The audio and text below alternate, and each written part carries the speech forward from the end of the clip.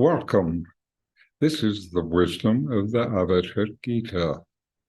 Ramana Maharshi was widely regarded to exemplify its teachings.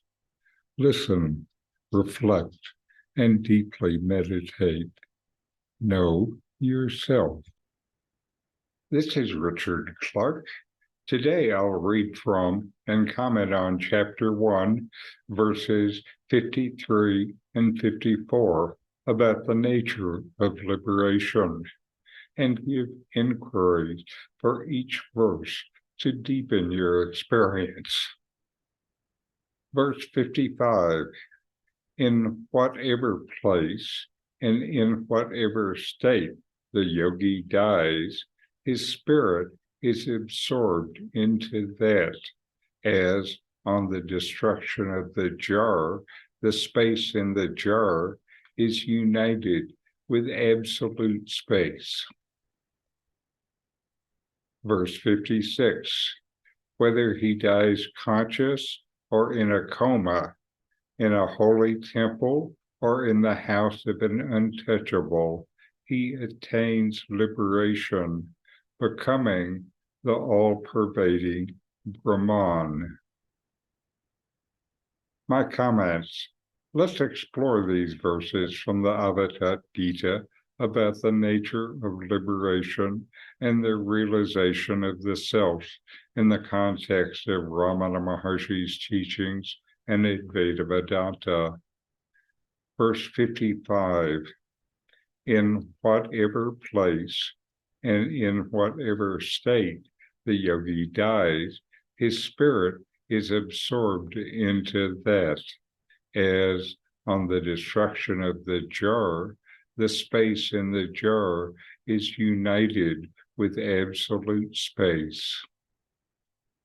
Verse 55 compares the death of a yogi, by which is meant a self-realized sage, to the liberation of space confined within a jar when the jar is broken. Just as the confined space becomes one with absolute space upon the jar's destruction, the liberated yogi's individual consciousness merges with the universal consciousness, Brahman, upon physical death. For the self-realized, merger of individual consciousness and universal consciousness is already the experience. What do dualistic details like life and death of the body have to do with it? Inquire, who am I beyond the limitations of my physical body and circumstances around me?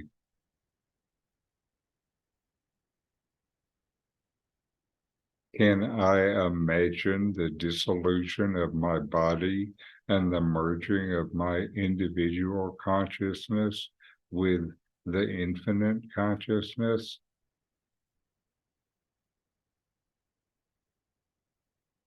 Verse 56, whether he dies conscious or in a coma, in a holy temple, or in the house of an untouchable, he attains liberation, becoming the all-pervading Brahman.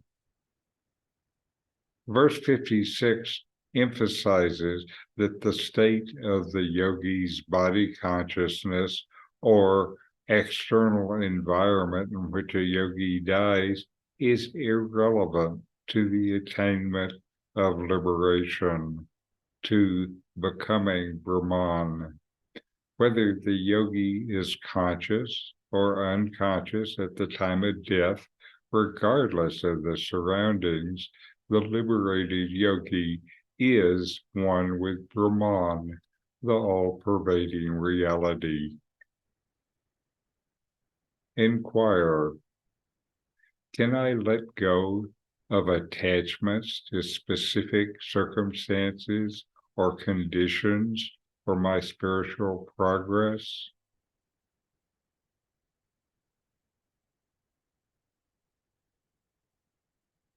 What remains constant and unaffected within me, regardless of my state of consciousness or external surroundings?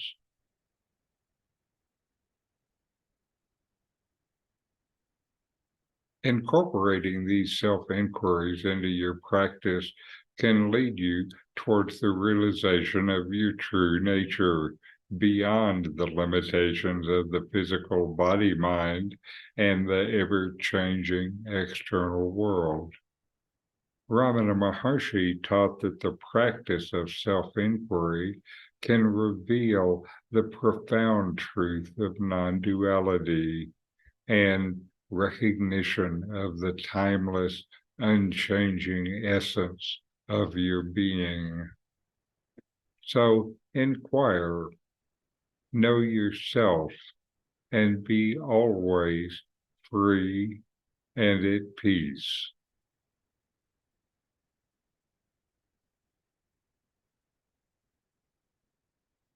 Thanks for watching. If you enjoyed this Ramana Maharshi video, subscribe, like, and send me a comment.